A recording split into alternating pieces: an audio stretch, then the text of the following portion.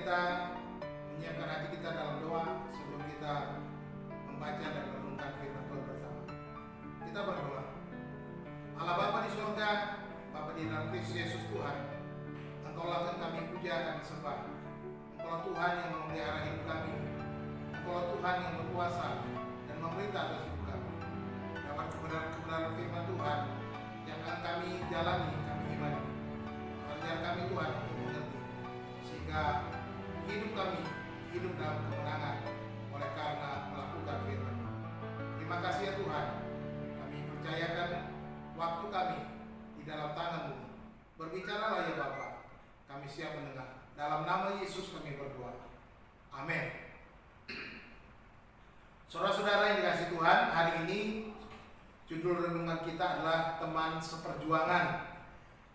Nah, firman Tuhan saya ambil dari kitab Kisah Para Rasul pasal 16 ayat 23 sampai ayat 25 yang berbunyi demikian.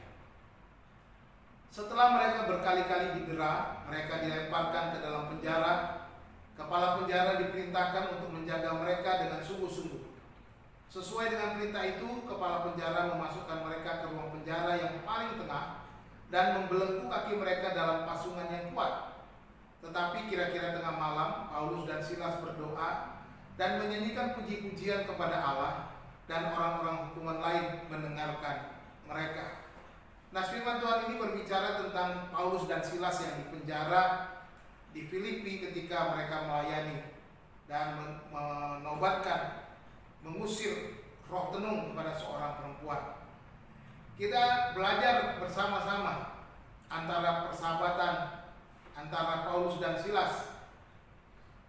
Kita melihat bahwa di Silas dan Yudas, juga yang disebut juga Barsabas, adalah dua orang pilihan dari sidang di Yerusalem yang diutus menyertai Saulus dan Barnabas ke Antiokhia.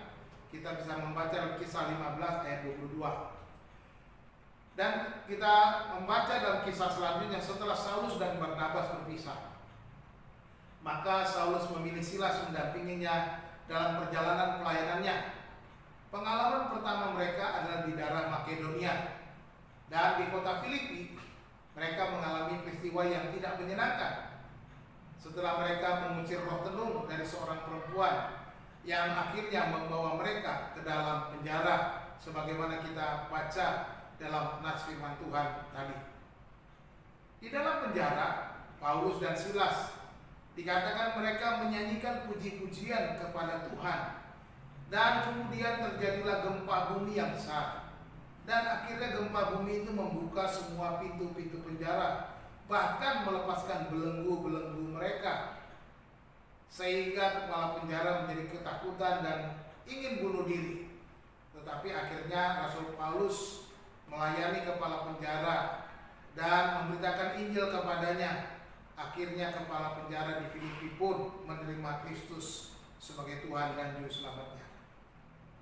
Silas adalah sahabat Rasul Paulus seperjuangan dalam pemberitaan Injil. Memang ada beberapa nama lain yang menyertai Paulus dalam pelayanannya, dan saya menilai bahwa Silas menjadi menarik untuk kita bahas karena nama ini tidak pernah absen dalam perjalanan dan perjuangan bersama pemberitaan Injil bersama dengan Rasul Paulus. Saya membaca dan menyelidiki dalam surat-surat Rasul Paulus yang ditulisnya kepada gereja-gereja, nama Silas tidak pernah disinggung. Nama Silas tidak pernah dicatat, disebutkan oleh Rasul Paulus kepada gereja-gereja. Namun Lukas mencatat kisah perjalanan panjang pelayanan Rasul Paulus bersama Silas dalam Kisah Para Rasul ini sebagai sahabat seperjuangan. Paulus tidak pernah menyebut Silas kepada jemaat-jemaat yang disuratinya, tetapi Silas adalah pelayan seperjuangan Rasul Paulus. Silas adalah contoh bagi kita untuk berjuang dengan setia. Sekalipun mungkin nama kita nggak pernah disebut, nama kita tidak pernah ditonjolkan, nama kita tidak pernah menonjol dari orang lain, tetapi kita harus tetap setia berjuang. Janganlah kita kecewa karena nama kita mungkin tidak dianggap dalam komunitas kita, dalam keadaan kita, tetapi tetaplah setia dan semangatlah melayani. Saudara-saudara, jika nama kita tidak pernah disebut oleh pimpinan kita, jangan kecewa dan mundur dari tugas yang dipercayakan kepada kita. Tetap semangat, tetap berjuang.